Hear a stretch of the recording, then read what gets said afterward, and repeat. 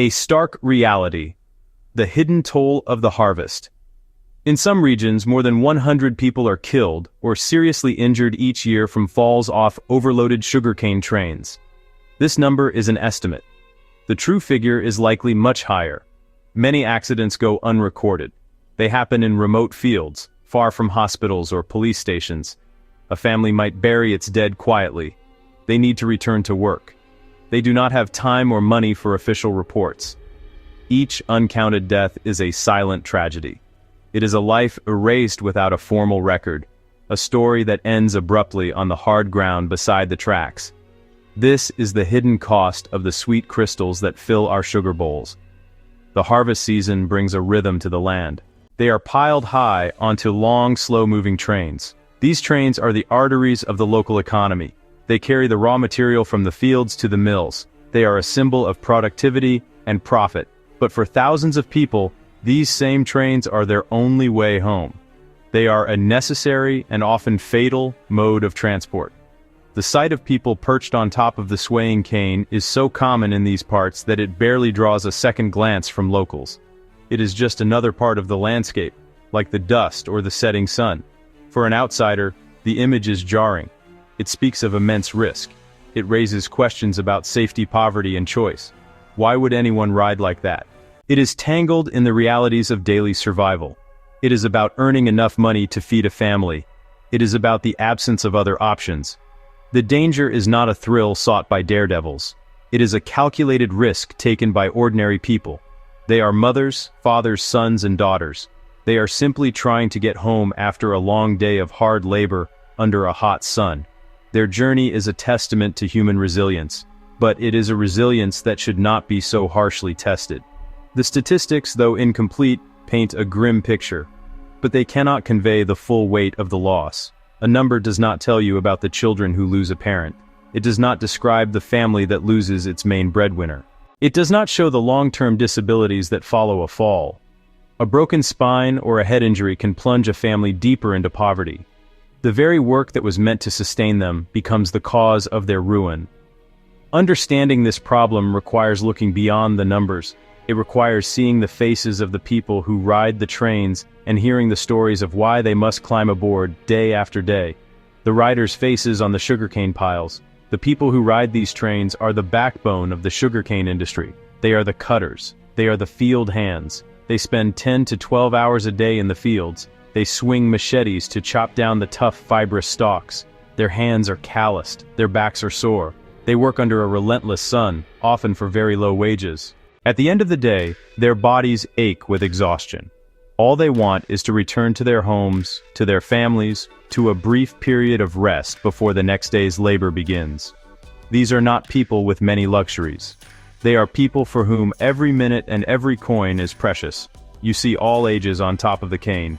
Young men, full of nervous energy, joke with each other to pass the time. Their laughter is carried away by the wind. Older men, their faces etched with the lines of countless harvests, sit quietly. They stare out at the passing landscape. Women also ride, sometimes with infants wrapped tightly against their chests. They balance themselves with a practiced grace born of necessity. Children, too, are a common sight. They ride with their parents, their small forms looking fragile against the massive, shifting piles of cane. For them, the train is a familiar, if dangerous, part of life. They learn to balance before they learn to read. They are not anonymous figures. Each one has a name and a story. There is Sunil, a father of 3, who needs to save every cent to pay for his daughter's school books. Riding the train is free. The bus costs a quarter of his daily wage. There is Maria, who works alongside her husband in the fields. They ride the train together because it is the only way they can get home before dark to cook for their elderly parents.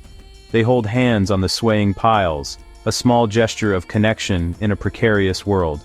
Their lives are a constant negotiation with risk, a balancing act between need and danger. These riders are often part of a vast, informal workforce. They may be migrant laborers who travel to the region just for the harvest. They live in temporary camps. They have few connections to the local community. They have no one to speak up for them. They are invisible to the system until an accident happens. Even then, they may remain invisible. Their vulnerability is a key part of this story. They are not in a position to demand safer conditions. They take what is offered. The choice. That isn't a choice. Why they climb. To ask why they ride on top of the train is to misunderstand their situation. It implies they have other viable options. For most, this is not the case. The decision to climb onto the shifting pile of sugarcane is a choice made in the absence of other choices. The primary driver is poverty. These workers earn very little. A bus ticket might seem like a small expense to an outsider. But for someone earning a few dollars a day, it can mean a full meal or an empty stomach. The train is free. It follows the same route as their work and is the most economically sensible option. Lack of alternative transportation is another critical factor. Public transport is scarce or non-existent in these rural areas. Not enough buses. Overcrowded buses. Unreliable buses. Buses may not go to remote fields. The train goes exactly where it needs to fields, mills, and villages. It is a transport network built for the sugarcane industry. Workers adapted to it. Work schedules also play a major role. Mills run round the clock during harvest. Demand for fresh cane is constant. Workers start at dawn and may finish after dusk. Public buses often don't run at those hours. The sugarcane train runs on the harvest rhythm. It is there when workers need it. Missing the train can mean losing a day's pay. So they run to catch it, climbing aboard as it slowly gains speed. Finally, culture and habit reinforce the practice. Done for generations, it becomes normal. A young worker sees his father. He sees his grandfather. He sees his friends. He sees his neighbors. It becomes part of the job, a rite of passage. They develop a false sense of security. "I've been doing this for 10 years, one rider might say. "I know how to balance. Nothing will happen to me." That normalization makes change difficult. The risk is real, but it feels distant. A story that happens to other people, not to them. The anatomy of an overloaded train, a precarious stack. The process of overloading a sugarcane train is methodical and driven by efficiency. The goal is simple: move the maximum amount of cane to the mill in the fewest possible trips. This saves time and fuel for the company. The wagons, known as gondolas, are open-topped steel containers. Workers on the ground toss heavy stalks into the gondola. The pile grows higher and higher. It soon rises far above the steel walls. The cane is not neatly stacked. It is a tangled mass of stalks, held only by weight and friction. This makes the load inherently unstable. The pile becomes a small mountain on wheels. The center of gravity rises. The wagon is more likely to tip, especially on curves or uneven tracks. Outer stalks sit precariously on the edge. A sudden jolt or a strong gust of wind can dislodge them. When one part gives way, it can trigger a cascade, large sections sliding off the side. That cascade is a constant, unpredictable danger for anyone riding on top. The foundation riders sit on is not solid. Riders climb onto this unsteady surface. They find small nooks and crannies to sit in. They use protruding stalks as handholds and footholds. They learn to distribute their weight. They avoid sitting too close to the edge. They watch for signs the load is shifting. Experience helps, but only so much. The train is a dynamic environment. It lurches, it sways, it breaks suddenly. Those movements send vibrations through the pile, threatening its fragile equilibrium. It demands constant vigilance. Overloading is driven by economic pressure. The mill pays by the ton. Operators maximize profit per journey. Farmers want the harvest moved quickly before it spoils. Safety often takes a backseat to productivity. Without clear rules or enforcement, piles will be as high as gravity allows. The people on top become an afterthought. Their safety weighed against the harvest's economics. The most obvious danger of riding a sugarcane train is falling. The surface is uneven and can become slippery with rain or morning dew. A sudden jolt of the train can easily throw an unprepared rider off balance. A fall from a moving train, even a slow-moving one, can be fatal. The ground is hard. The tracks are lined with sharp gravel and steel rails. Landing on one's head or back can cause catastrophic injuries, from skull fractures to paralysis. Many of the deaths associated with these trains are the result of simple falls. A moment of inattention, a slip of the foot, and a life is changed forever. Another grave risk comes from the environment the train moves through. The tracks often pass through dense vegetation and under low-hanging structures. Low bridges, power lines. Thick tree branches pose a deadly threat. A rider who is not paying attention or who cannot react quickly enough can be struck or swept off the train. These collisions can cause severe head and neck injuries, or crush a person between the object and the moving train. At night, these hazards are nearly invisible, turning every bridge and every tree into a potential killer. The load itself is a source of danger. The sugarcane stalks are heavy and dense. If the pile shifts and collapses, it can create an avalanche of cane. A rider can be buried under the weight, leading to suffocation or crushing injuries. They can also be struck by falling stalks, which can act like projectiles.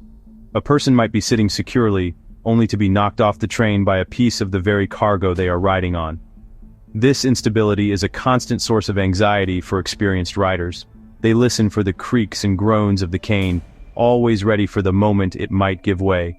Finally, there are the dangers related to the train's operation and the weather. Sudden braking is a major hazard. If the driver has to stop quickly for an obstacle on the tracks, the inertia can send riders flying forward off the top of the load. Weather conditions add another layer of risk. Rain makes the cane stalks incredibly slippery, turning a precarious seat into an impossible one. Strong winds can make it difficult to balance. The intense heat of the sun can cause dehydration and heat stroke, leading to dizziness and a loss of concentration. Every element seems to conspire against the safety of the rider. "You don't think about the danger," says a young man named Rajan, his legs dangling over the side of a mountain of cane. He has been riding these trains for 5 harvest seasons. You think about getting home. You think about the food your wife is making. If you think about falling, you will fall. You just have to hold on and trust God. His words reflect a common sentiment: fatalism and practiced focus. The risk is so constant, it becomes background noise beneath their daily rhythms. They have learned to live with the danger, because they have no other choice. One afternoon, a woman named Sita was riding home with her 7-year-old son. The train gave a sudden lurch as it went over a rough section of track. Her son, dozing, lost his balance and began to slide toward the edge. In a split second, Sita lunged and grabbed his arm, pulling him back from the brink. She held him tightly for the rest of the journey, heart pounding. "For a week after, I could not sleep," she said later. "I kept seeing his face as he slipped." She still rides the train. She has to. Now she ties her son to her with a long scarf. There are stories that end in tragedy. A village elder recounts the story of 2 brothers who were riding on the same train. The train passed under a low-hanging electrical wire that they did not see in the twilight. The older brother was struck and killed instantly. The younger brother had to ride with his brother's body for 2 more miles until the train reached the next village. The entire community mourned. The company that owned the train offered the family a small amount of money. It was not an admission of guilt, a gesture to keep them quiet. The family took the money. They needed it for the funeral. These personal scenes reveal the human cost in a way that statistics cannot. They are not just numbers. They are individuals with hopes, fears, and families. A quote from a tired worker, a brief story of a near miss, a memory of a life lost. These fragments paint a vivid picture of the reality on the ground. They show that the riders are acutely aware of the dangers they face. They are not ignorant or reckless. They are survivors. They are navigating an impossible situation with courage and resilience. Their stories are a quiet but powerful call for a safer, more humane system. The persistence of this dangerous practice is not an accident. It is the result of a system where responsibility is diffused and ignored. Sugarcane companies, mill operators, their primary focus is profit. Providing separate, safe transportation would be an added expense. It would cut into their margins. So it's cheaper to look the other way. As long as the cane gets to the mill and labor stays cheap, there is little incentive to invest in safety.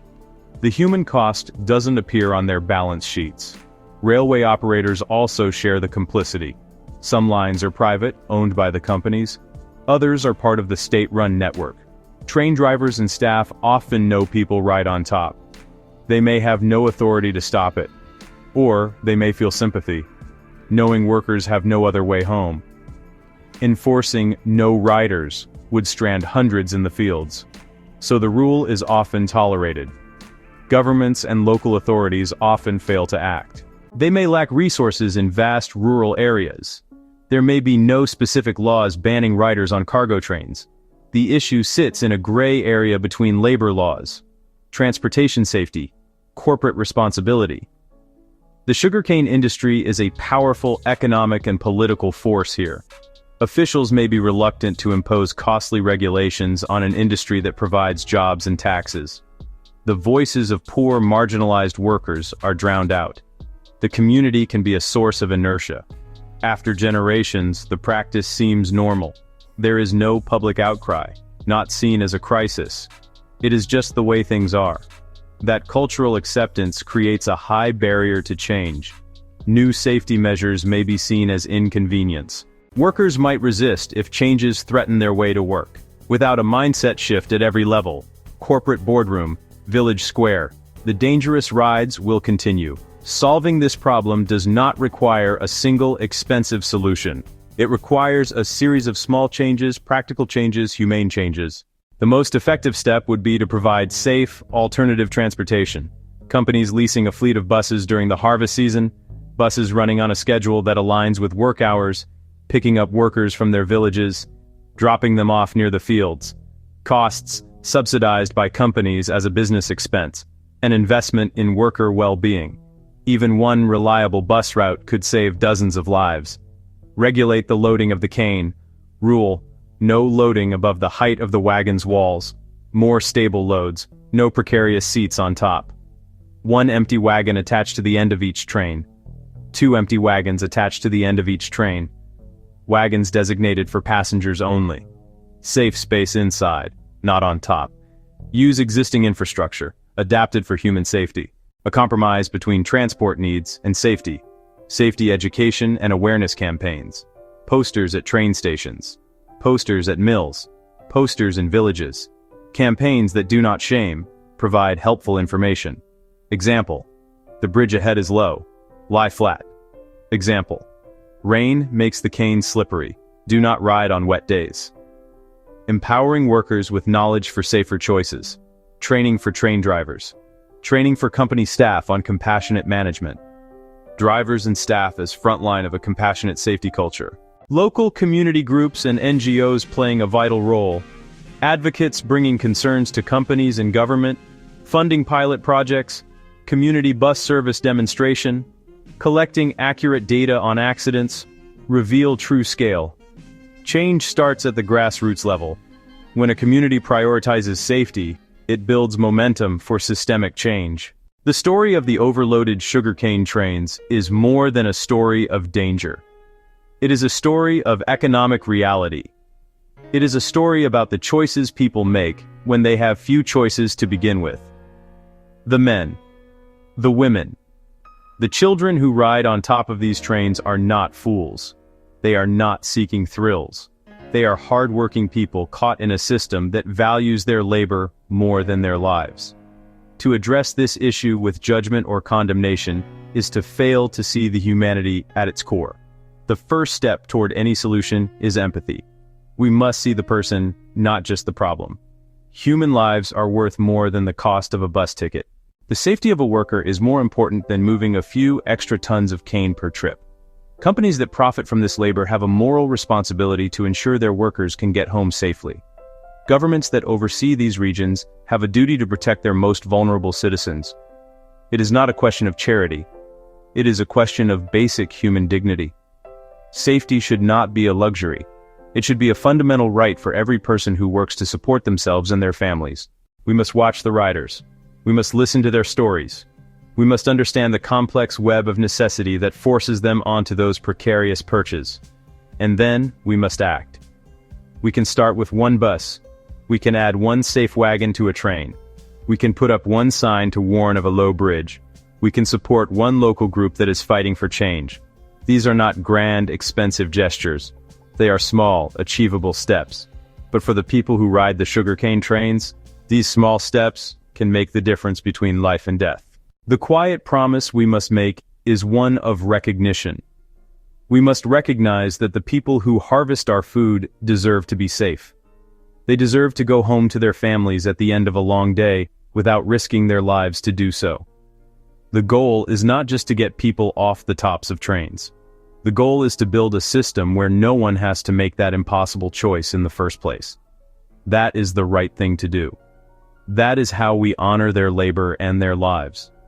The work is hard, but the path forward is clear. It begins with seeing them,